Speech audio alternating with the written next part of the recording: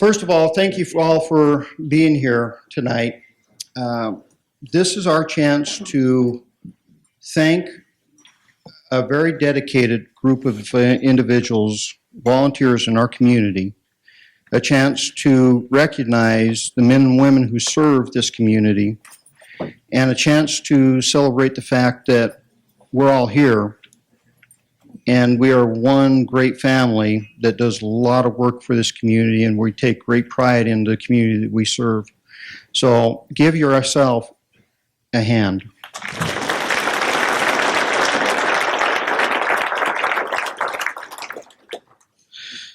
All right. Could I all get you to get up so we can recognize the flag of the United States?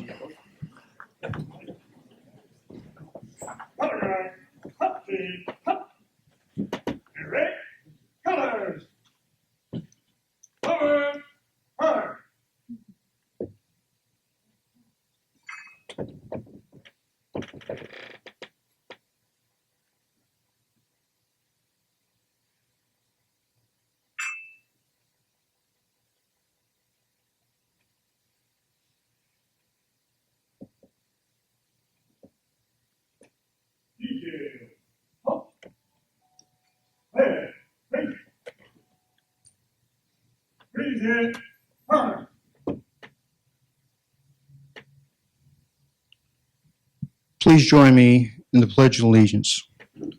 I pledge allegiance to the flag of the United States of America and to the republic for which it stands, one nation, under God, indivisible, with liberty and justice for all.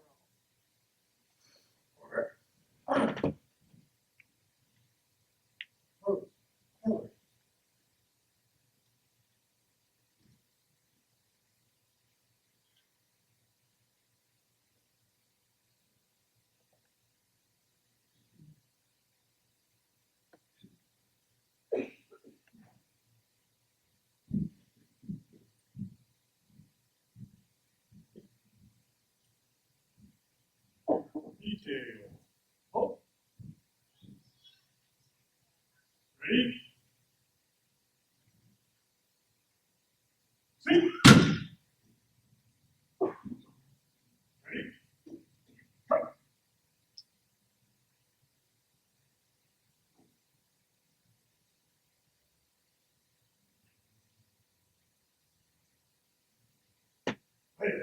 Ready? Forward. Huh.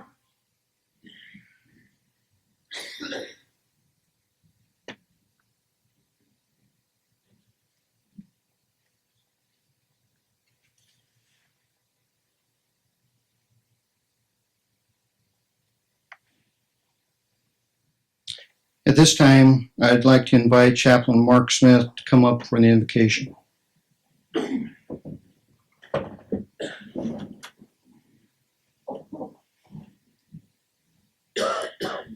Let's pray. Heavenly Father, thank you for the opportunity to be here tonight. I do pray that you just bless the food we're about to receive, that we may continue to serve you and to serve this community. We ask your blessing on the events of this evening. In Jesus' name, amen. First of all, I'd like to really thank some people that support law enforcement. They support our community. They serve our community. And they took the time to be here tonight, and that is really important.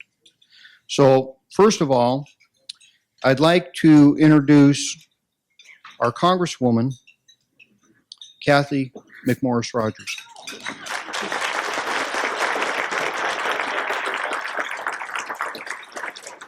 Kathy is a true friend to law enforcement.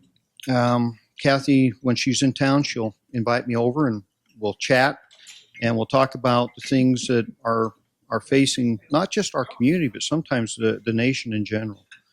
And Lord knows we face a lot of things as a nation in general. Next, I'd like to introduce Senator Mike Patton. Senator Patton wanted to be here tonight. He got called away on another commitment. So his representative, Mike Clement, is here. Mike?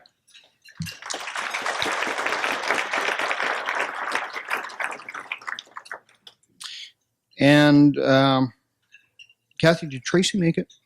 Yes, there you are. All right, right in front of me. There you go. I appreciate that Tracy Couture showed up, and she represents you very well. So she does a great job for you, Kathy. Tracy?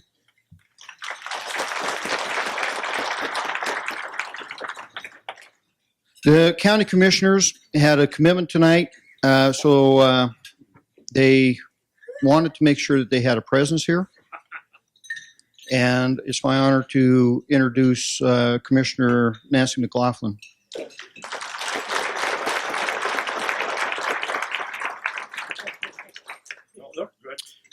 I would also like to take the time to recognize the Honorable Mayor of Spokane, of the City of Spokane Valley, Rod Higgins. Rod, where are you?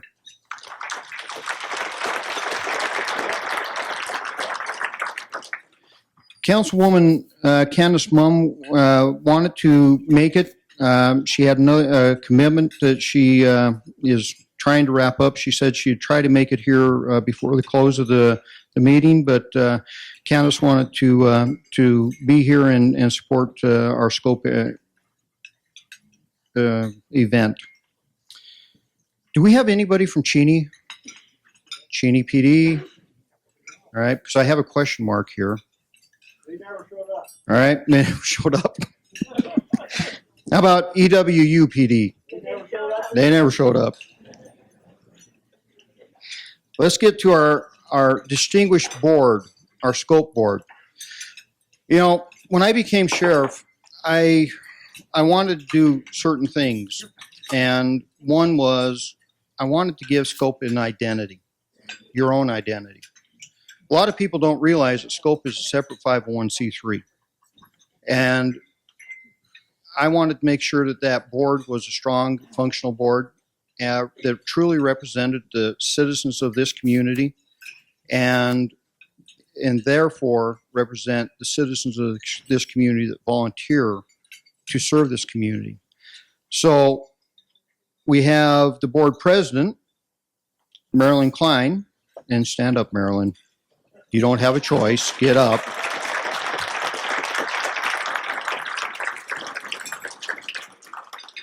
Marilyn is clap averse.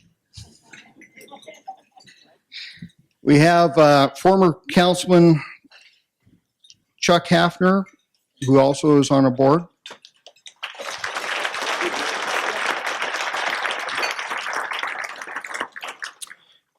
Jim Kaufman from the county attorney's or county prosecutor's office.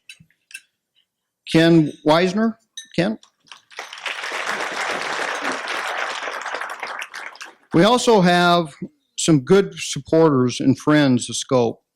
And the Spokane Federal Credit Union donated to help cover some of the costs of this event is Ed Bell here. Bettel.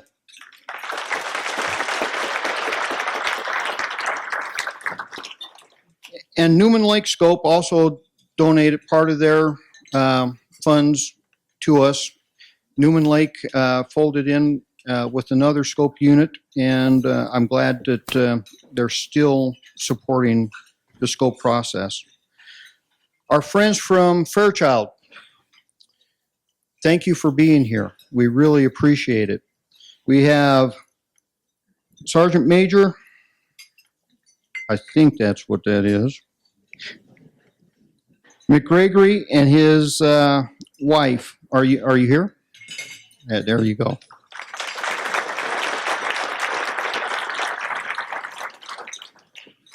Lieutenant Colonel McMahon and his wife. And if I missed your name, you know, go figure. Somebody with last name of Knezovich can't say that. Sergeant Mims.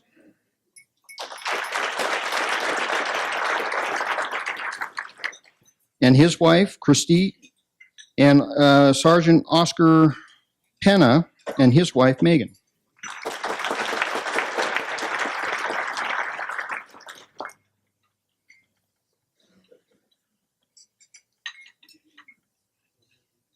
We also have the COPS program representatives, Patrick Stryker. Patrick, where are you? Cindy Shackelford and Maurice Volcano.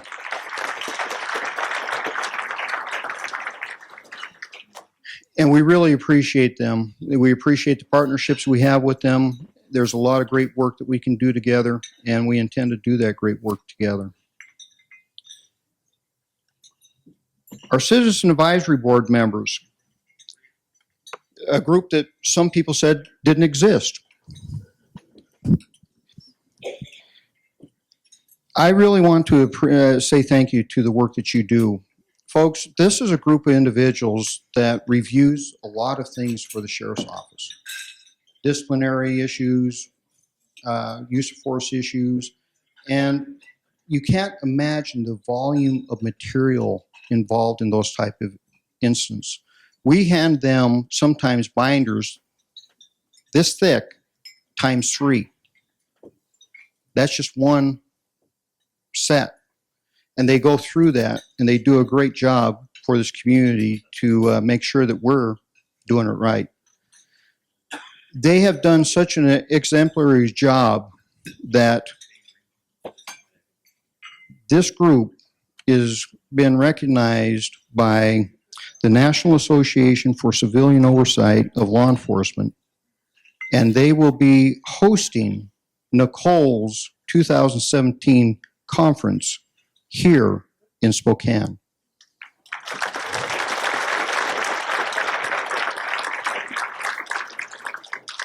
And the representatives of Nicole are really impressed with the way you conduct yourselves and conduct business, so thank you very much. Those folks with us tonight are Mike Davison, Aaron Williams Herder, Skip Johnson, Tiffany Papich, Vaya Papini, Randy Petz, Bob West, and Kenneth Wynn. Stand up, folks. Come on.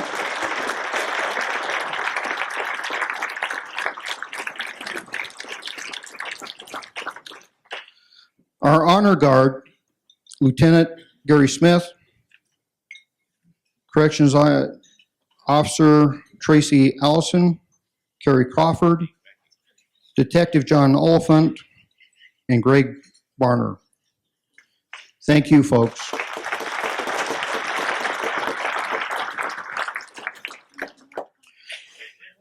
Back here on the video is our PIO, Mark Gregory, and our photographer and scope volunteer, Randy Dale, is around here somewhere. There he is. Neighborhood Watch Program, Venus Morris.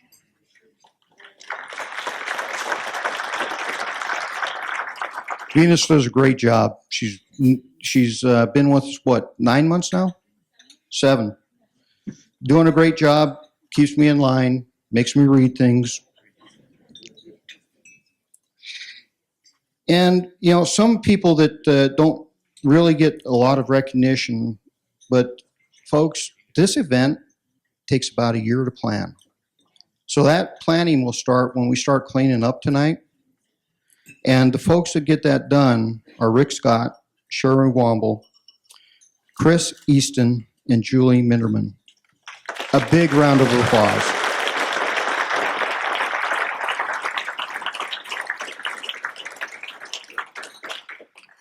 All right, if I could have a few members of the command staff come up and help me hand out some of the awards, I'd appreciate it.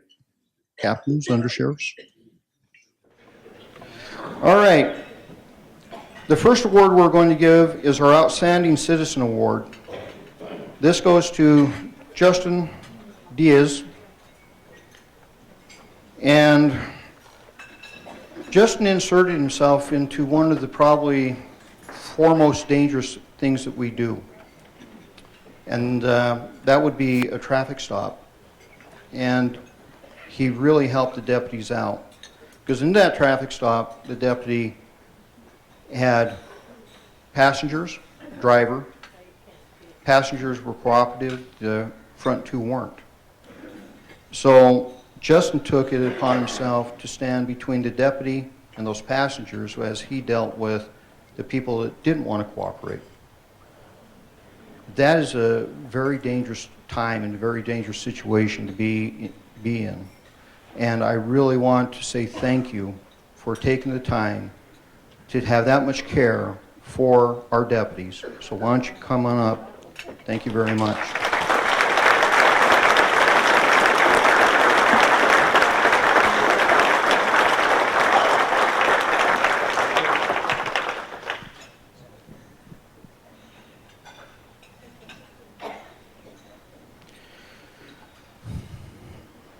This year we're going to recognize a group of individuals that go mostly unsung and unnoticed sometimes, but they're the backbone of this agency, and that's our patrol division. Folks, in 2008 when the economy went down, starting in November of 2008, we started losing deputies because of that situation. We were able, through magic tricks at times it seemed, not to have to actually do hard layoffs. But we lost a total of 34 deputies from the sheriff's office between 2008 and 2010. 34 positions. Mostly, well, all in the unincorporated area. We were already understaffed at that point. To give you an idea, in 2006, there was a county comprehensive plan developed. That comprehensive plan said from 2006 to 2015, in order to keep up with our population, we need to hire 75 officers, deputies. 75. Instead, we eliminated 34 positions. Do the math and you tell me how far we're down. That's almost a decade ago, folks. Think about it. In a few months, it's 2017. And we're still down. And the population hasn't decreased. And things aren't getting easier for them. The call loads continue to go up. And they continue to handle that. I'm going to give you an idea of what it's like right here tonight. I want you to put this in your mind.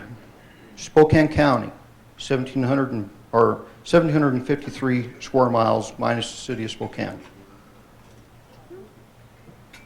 In the unincorporated area right now, there are only 9 deputies out there. 9. The deputy that handles the district just south of us is from the city of Spokane Valley all the way to Whitman County, the Idaho border to 195, including parts of the South Hill. 1 deputy. With Rockford, Latah, Waverly, Micah, Fairfield. 1 deputy. Think he's busy? You magnify that with those type of cuts and then the injuries that go into doing this job. Because we get injured. We are running heavy overtime. And they continue to step up. And they continue to step up. And they continue to step up. And they have done a great job. And I wanted to take the time to say thank you to the men and women of patrol for that type of effort, because they keep this county safe. And it's an amazing job that they do with as little of people that we have. To give you a little snapshot, I have friends across the United States. When I tell them this number, because that's what sheriffs and chiefs always talk about, is numbers. Well, what's your officer per 1,000 ratio? And I'll hear 2.5, and I'll hear 2.6, and I'll hear 2.2. And they go, Sheriff, what about you? And I go, 0.8. 0.8. Not 2.8, 0.8. And they go, how do you do that? How do you keep the wheels on the road? Well, it's because you have great staff that you keep those wheels on the road. So thank you, Patrol. I'd like to invite Sergeant Gary Smith to come up and accept this certificate of appreciation for day shift downtown first shift. Lieutenant Gary Smith.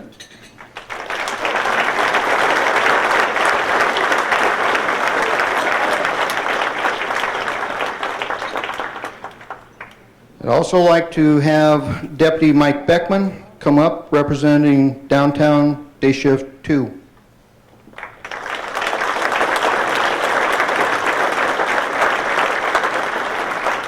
Deputy Daniel Molman, downtown, night shift 1.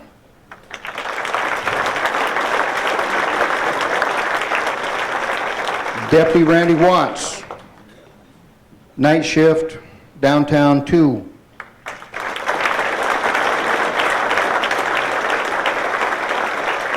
Deputy Craig Chamberlain, Valley Precinct, day shift 1. Deputy Wade Nelson, Valley Precinct, day shift 2.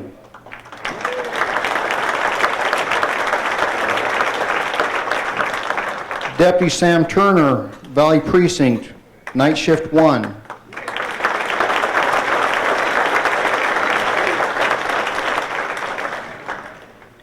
Deputy Spencer Razor, Valley Precinct, night shift 2. Deputy Derek Mcnall, Valley Precinct, power shift.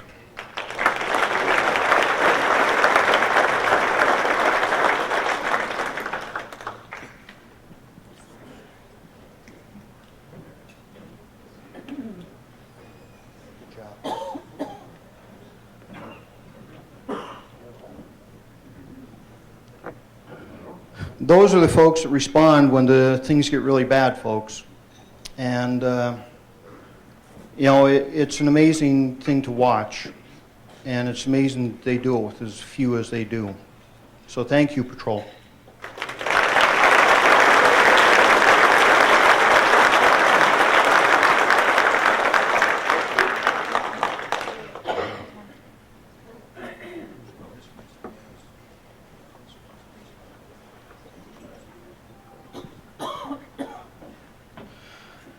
All right, our next award is the annual Unit Merit Award.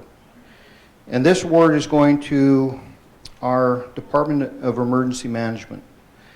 Now, if you really want to be depressed about manpower, that's the unit. This particular unit handles the entire county. Folks, that's city, all the municipalities, the unincorporated area. And Ed, we're up to what, 7 now?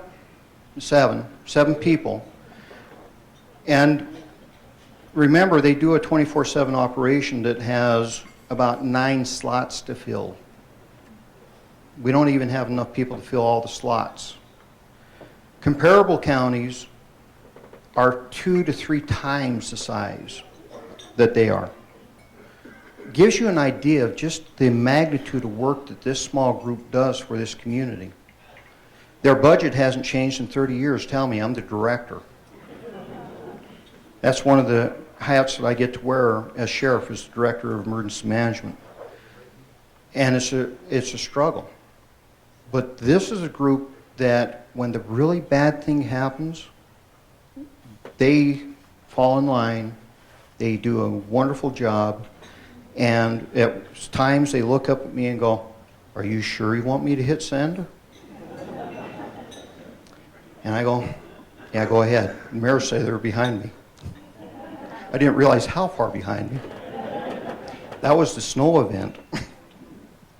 So this group has done an amazing job with very few resources. They do it through partnerships because they understand the only way that we can survive is with strong partnerships. My assistant director, when I asked him to put his name in the ring for that job, I had a goal, and that was to take us to the next level. Ed, you've taken us to the next level. Thank you. I really appreciate it. You're a great partner, even though he's a former fire guy. So why don't we have DEM come up on stage and be recognized. Come on, folks.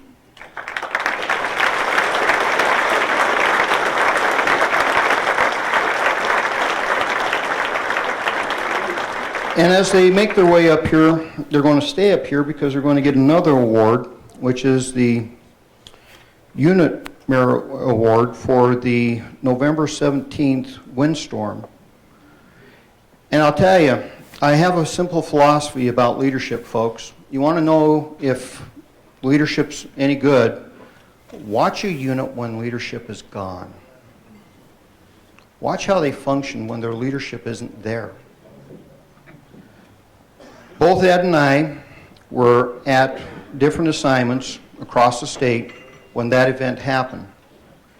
And we started hearing about this wind event that was coming. And I called, got a hold of Lisa Jameson, and I said, Lisa, what's going on? I hear all this chatter about all this wind. What's going on here? And she said, it's not just wind, Sheriff. This is a historic event that is unfolding. This is before the wind started blowing, folks. Because of the partnerships we have with the National Weather Association, we were put on notice before that event. We started coordinating that event before the wind started blowing. And this group is the one that helped get us through that event. And recovery is another aspect that for many, many years wasn't really focused on. Matter of fact, I remember telling one assistant director, yes, we can and we will by 5:30, or you won't be here. At times I'm a little direct. Lisa knows that, just touch. But because of their efforts in recovery, if you add the snow event, the wind event, and everything else up, Jerry, what are we, about 13 million, 12 million, somewhere around there? 15, 16 million dollars brought back to this community to help our citizens recover from those events. That's the group that did that. That's the group that keeps the lights on, or at least tries to get the lights back on. And those are the ones that when the really bad thing happens, I have full faith and confidence are going to be able to bring this community through it. But I want you, especially if you're a leader in this community, this isn't enough, folks. You are woefully understaffed here. Thank you.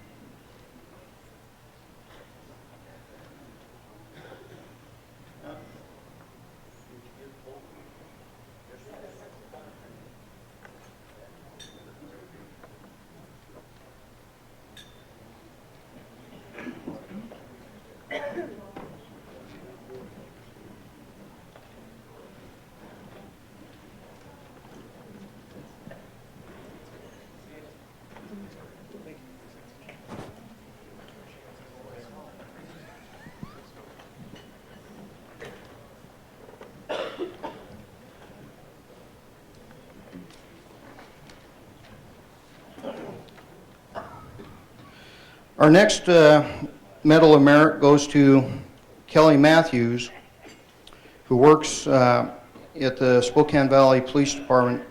She does a lot of amazing work. She goes through all the reports. We're transitioning from a DOS-based records management system, and I did say DOS, to a new system. She is reading all the reports, making sure they're NIBRS compliant, which is another term that I won't go into. It's called headache. And The amount of time and effort spent in this is just phenomenal. She's done a great job for us. Due to her efforts, thousands of staff hours and hundreds of thousands of dollars were saved to benefit this community. So Kelly, if I could get you to come up.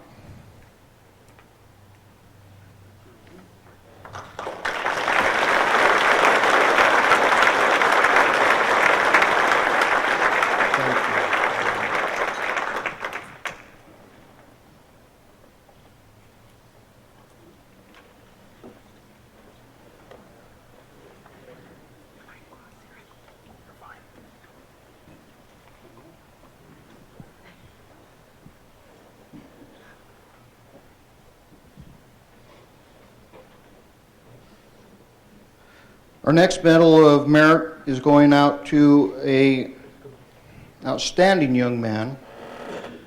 I've tapped him on the shoulder to sit on some panels with me to discuss race relations, and he has done a great job for this agency. Andrew Drew, Richmond.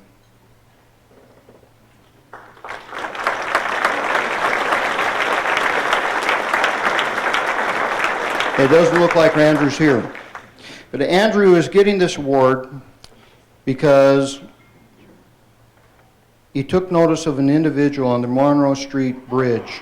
He stopped, talked with that individual, took the time to determine that that individual was going to jump. And he was able to use his verbal skills to talk that individual off that bridge. That's what you call compassion, folks. That's what you call caring. And that's what these deputies do every day. Because of those efforts, he was able to save a life. So, Andrew, if you were here, thank you.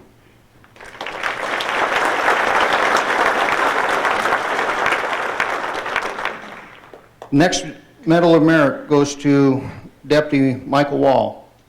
Mike, make your way up.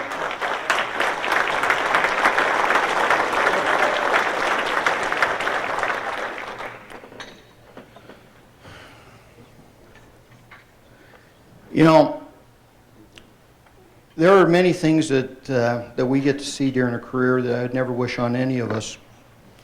And Mike had one of those calls. A young boy had his family killed in front of him. And Mike took the time to sit and comfort that young boy. Again, the compassion shown is beyond measure. That young boy and his father took the time to thank the Spokane Valley Police Department for the efforts that they had in that case. And Mike, thank you very much. It meant a lot to that young man. It's something he will never forget.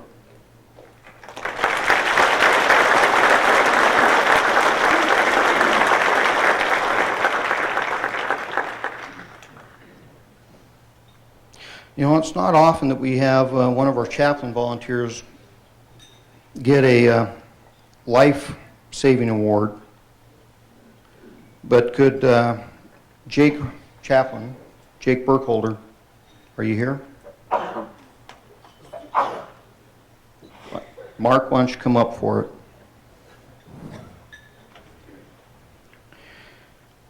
Chaplain Burkholder was flagged down by an individual and led to a male who had no pulse and was not bleeding. The chaplain called medical assistance and began CPR. When the medics arrived, they took over. The patient was transported, and due to the chaplain's efforts, the patient was revived.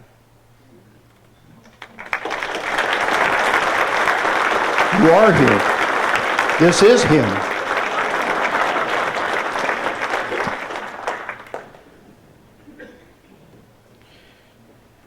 Life-saving award goes to Deputy Derek Mcnall. Derek?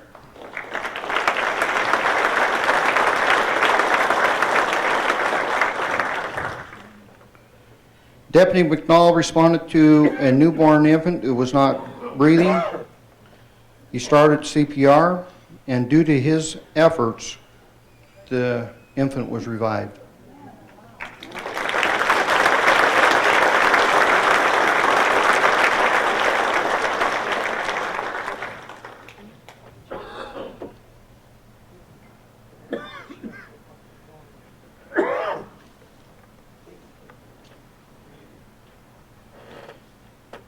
Deputy Darren Powers is also receiving the life-saving award.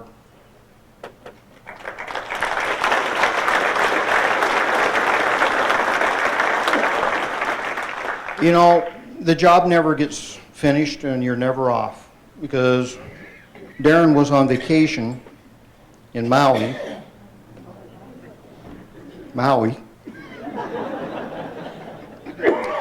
where when he heard people calling for help at a resort pool, he responded and found a male unresponsive, not breathing, no pulse.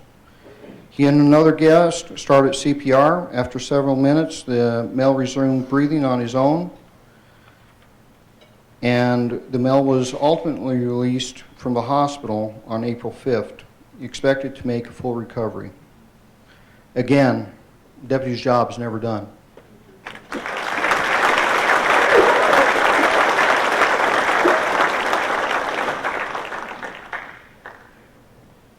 Deputy Greg Snyder, Life-Saving Award.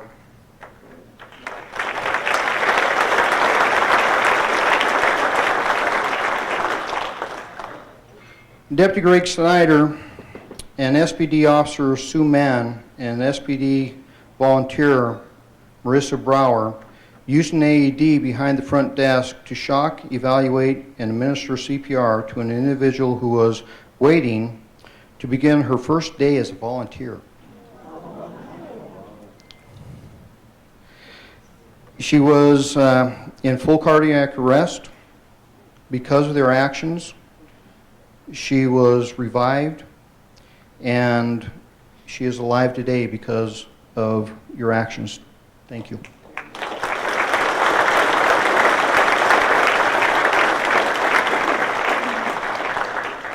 The next three awards are an award that I personally get to choose. And the people I've chosen this year to receive the Sheriff's Star have dedicated themselves to making the Sheriff's Office a much better place and have served this community very, very well. Could I have Scope Director Rick Scott come to the stage?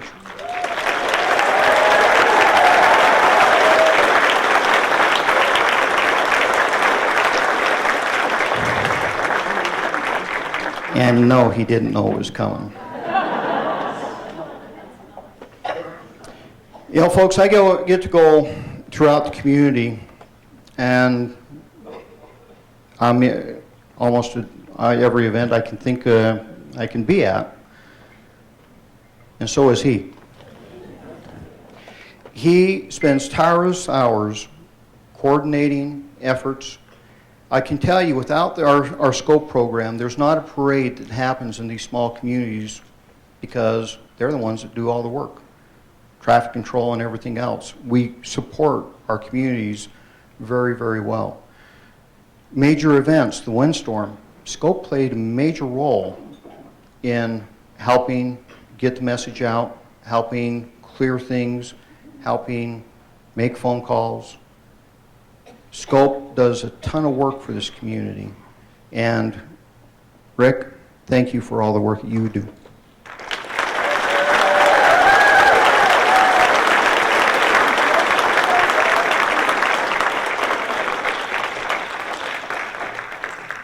Detective Dan Blashaw is also receiving the Sheriff's Star. He must have been too close to Mark Peterson. He's sick. But Dan has done a wonderful job in the sheriff's office for a very long time. The pawn database is his baby. We recover a lot of stolen property because of that. And recently we restructured, and I eliminated a command position because I believe that we need the worker bees at the worker level. Dan has stepped up and took over some of the supervised responsibility of our regional intelligence group called Rig 9. Folks, there's only 4 groups left in the state of Washington that feed the fusion center.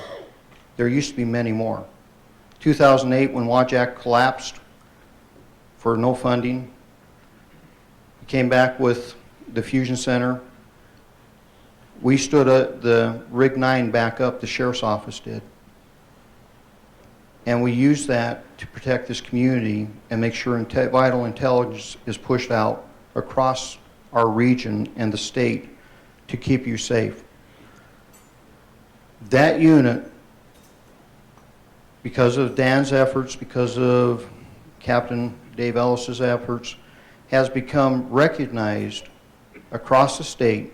We're actually helping train the Tri-Cities in bringing back their rig, and they've been recognized by the State Fusion Center as one of the best rigs in the state of Washington. So thank you to that entire team for the work that they do.